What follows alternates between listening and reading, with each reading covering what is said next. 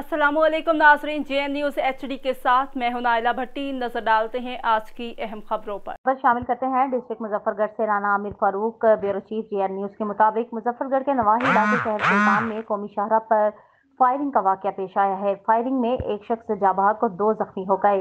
जख्मी और dead body को रूरल हेल्थ सेंटर शहर सुल्तान मुंतकिल किया गया है। शहरियों ने फायरिंग करने वाले में से एक शख्स को धर लिया और 2 अफराद फरार होने में कामयाब हो गए। शहरियों ने एहतजाजन कौमी शाहरा को ब्लॉक कर दिया।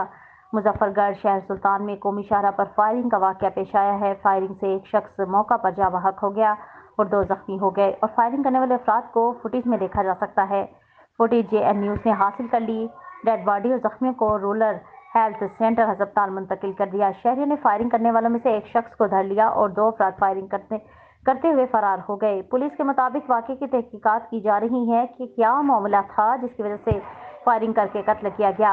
शहरियों ने एहतजाजन कौमी शाहरा को ब्लॉक कर दिया।